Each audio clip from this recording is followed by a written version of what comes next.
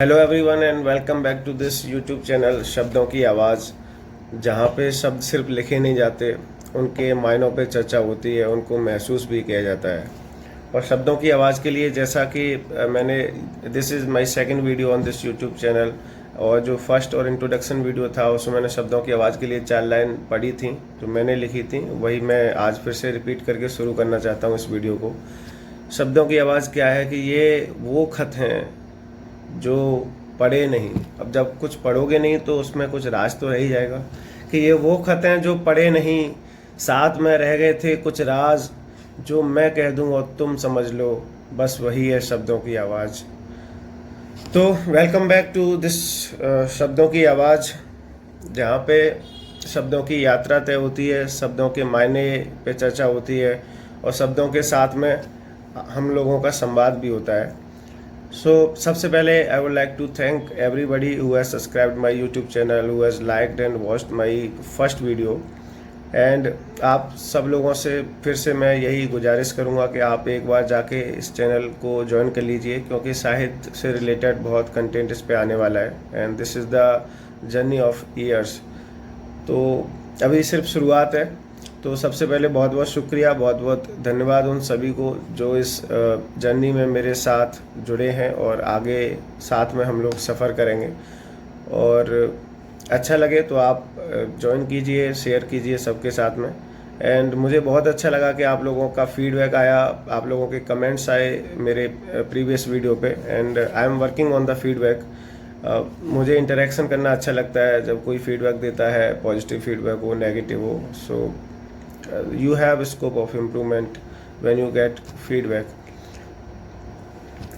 तो इसी चर्चा में हम शुरू करते हैं कि पहले मैंने जो पहला वीडियो था उसमें मैंने रामधारी सिंह दिनकर की जो बुक है रश्मि रथी, उसका एक खंड, उसका एक पार्ट पढ़ा था जो कृष्ण की भगवान श्री कृष्ण जो प्रस्ताव लेके आते हैं, कृष्ण का प्रस्ताव के नाम से वो फेमस है। तो I hope you have enjoyed it. और आज जैसा कि मैंने बताया कि कभी मैं किसी भी शायर का, कवि का, लेखक का कुछ भी जो पढ़ रहा हूँ वो मैं आपको सुनाऊंगा जो हम लोगों से छूट गया है। और किसी किसी वीडियो में मैं अपना खुद का लिखा हुआ कोई कविता सुनाऊंगा, कविता, शायरी, गज़ल, मुक्तक।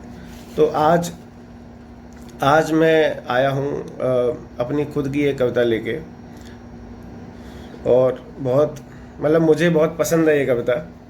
और इस कविता का नाम है फूल और तितली। जैसा कि शीर्षक है फूल और तितली, तो लिखा है मैंने लिखा था 3-4 महीने पहले। तो this is the art work, fiction है, बट इसमें बाद में मुझे समझ में आया कि इसमें मानवीकरण अलंकार बहुत यूज हुआ है। मानवीकरण अलंकार को इंग्लिश में पर्सोनिफिकेशन बोलते हैं।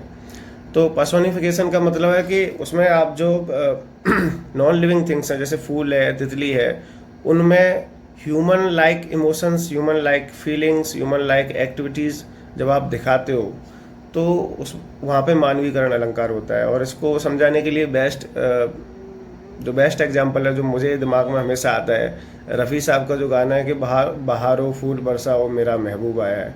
तो उसमें जो बहार है, बहारों से बात किया जा रहा है और उनको बोला जा रहा है कि आप फूल बरसाओ क्योंकि खुशी का टाइम है, मेरा महबूब आया है। तो बहारों को एज ए ह्यूमन एक्ट दिखाया है कि वो फूल बरसा रही हैं।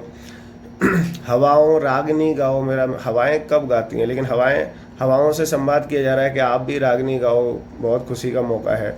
तो जब किसी भी चीज़ में नॉन लिविंग थिंग्स को आप ह्यूमंस की तरह पोर्ट्रे करते हो, ह्यूमंस की तरह वो एक्ट करते हैं, उनसे संवाद करते हो, तो वहाँ पे मानवीकरण, पर्सोनिफिकेशन अलंकार होता है।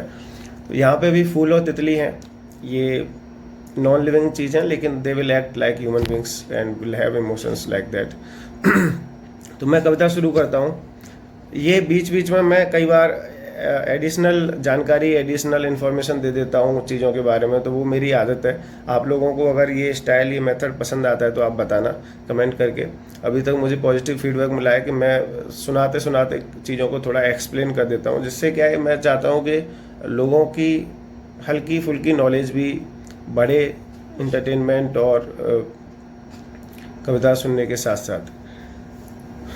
तो मैं शुरू करता हूँ कि फूल और तितली, इसका शीर्षक है। आप लोग ध्यान से सुनना और अच्छी कविता लगे तो ज़रूर बताना लास्ट में, क्योंकि बहुत मन से लिखी है।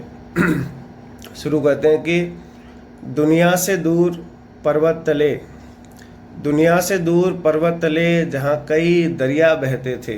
दरिया मतलब पानी का सोर्स। कि दुनिया से दूर पर्वत तले जहाँ कई दरिया बहते थे, सुना है महकते बगीचे में वहाँ फूल और तितली रहते थे। दुनिया से दूर पर्वत तले जहाँ कई दरिया बहते थे, सुना है महकते बगीचे में वहाँ फूल और तितली रहते थे। दोनों साथ में रहते थे, एक दूजे के साथी थे। दोनों साथ में रहते थे, अभी मैं भूमिका बना रहा हूँ कि दोनों साथ में रहते थे, एक दूजे के साथी थे। मोहब्बत की खुशबू में लिपटे हुए दोनों बहुत जज्बाती थे। मोहब्बत की खुशबू में लिपटे हुए दोनों बहुत जज्बाती थे। फूल को बहुत भाता था तितली के संग में रहना। फूल को बहुत भाता था तितली के संग में रहना। उससे ही बातें करना, उससे ही सब कुछ कहना। उससे ही बातें करना, उससे ही सब कुछ कहना। एक दूजे के ख्यालों में दूरियां भी पिघलती थी। एक दूजे के ख्यालों में दूरियां भी पिघलती थीं। आंधी हो बारिश हो या धूप, आंधी हो बारिश या धूप, तितली हर दिन मिलती थी। एक दूजे के ख्यालों में दूरियां भी पिघलती थी। आंधी हो बारिश या धूप, तितली हर दिन मिलती थी। चांद साथ में देखते थे, तितली साथ में खाती थी।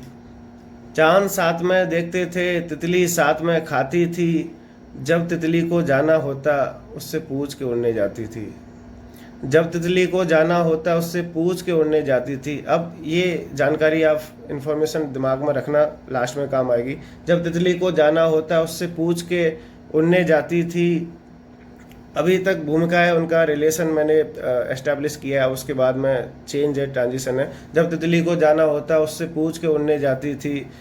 फिर एक दिन रात हुई वैसी ही, मगर अलग सी कुछ सहर हुई। सहर का मतलब होता है सुबह, शाम और सहर आपने सुना होगा, शाम और सुबह। कि फिर एक दिन रात हुई वैसी ही, मगर अलग सी कुछ सहर हुई। सबकी नींद खुली तो सबकी एक नए फूल पर नजर गई। अब यहाँ से कविता में टर्न है, आप उम्मीद करता हूँ सुन रहे होंगे कि फिर एक दिन रात हुई वैसी ही, मगर अलग सी कुछ सहर हुई। सबकी नींद खुली तो सबकी एक नए फूल पे नज़र गई। अब इसके बारे में सुनिए नए फूल की, कि खुशबू कुछ अलग थी इसकी जो सबके लिए नई थी। मतलब आकर्षक खुशबू, कुछ अलग कशिश है जिसमें, कि खुशबू कुछ अलग थी इसकी जो सबके लिए नई थी। सुना है इसी खुशबू के लिए तितली कई बागों में गई थी। खुशबू कुछ अलग थी इसकी जो सबके लिए नई थी। सुना है इसी खुशबू के लिए तितली कई बागों में गई थी।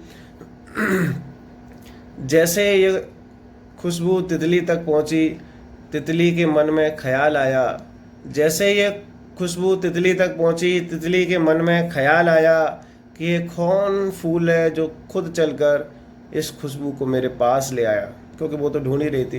कि तितली, जैसे ये खुशबू तितली तक पहुंची, तितली के मन में ख्याल आया कि ये कौन फूल है जो इस खुशबू को खुद चलकर मेरे पास ले आया। तितली उससे जाकर मिली, तितली को मिलकर अच्छा लगा।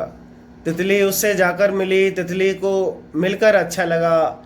इसी बीच सुनते हैं कि पुराने फूल को धक्का लगा। अब स्टोरी आप क्लियर है कि तितली उससे जाकर मिली, तितली को मिलकर अच्छा लगा। इसी बीच सुनते हैं कि पुराने फूल को धक्का लगा। अब पुराना फूल उस तितली के पास आता है। पुराने फूल को धक्का लगा। फूल ने तितली को समझाया और बताया कि उसको कैसा लगा। फूल ने तितली को समझाया और बताया कि उसको कैसा लगा। जैसे नदी समंदर से बिछड़ती हो, उसको भी बिल्कुल वैसा लगा। जैसे नदी समंदर से बिछड़ती हो, उसको भी बिल्कुल वैसा लगा। वो अपने इमोशंस बता रहा है। अब इस कविता की सिर्फ आखिरी की 4 पंक्तियाँ, 4 लाइन बची हैं। और मेरे लिए जब मैं लिख रहा था तो बहुत टफ हो गया था कि जो कंक्लूजन है वो कैसे किया जाए, क्योंकि मल्टीपल थॉट्स आते हैं, ड्राफ्ट वर्क होता है, बहुत होता है, लेकिन फाइनल जो निकला है, क्योंकि सिचुएशन काफ़ी अभी ट्रिकी हो गई है और 4 लाइन में मुझे इसको समेटना है और इसको मैं कैसे एक्सप्रेस करूं कि समझ में भी आ जाए क्या हुआ और डायरेक्ट बात भी ना हो। कि आप अगर पसंद आए तो बताना, मेरा इशारा कि फूल ने तितली को समझाया और बताया कि उसको कैसा लगा, जैसे नदी समंदर से बिछड़ती हो, उसको भी बिल्कुल वैसा लगा। आखिरी 4 लाइन की, तितली ने सब कुछ खामोशी से सुना, तितली ने सब कुछ खामोशी से सुना, फिर अजीब सा ये काम कर गई, सुना है कि उस दिन तितली फूल से पूछे बिना ही उड़ गई। तो ये है कविता, और आप लोगों को कैसी लगी प्लीज़ कमेंट कीजिए। अच्छा लगे तो फीडबैक शेयर करो, दूसरों के साथ शेयर करो, एंड आई एम होपफुल कि आप लोगों को पसंद आई हो, और जैसा भी लगे आप लोग बताना। हम लोग फिर नेक्स्ट वीडियो में मिलेंगे एक नई कविता, नए साहित्य के नए पन्नों के साथ। तब तक के लिए thank you everybody, thank you.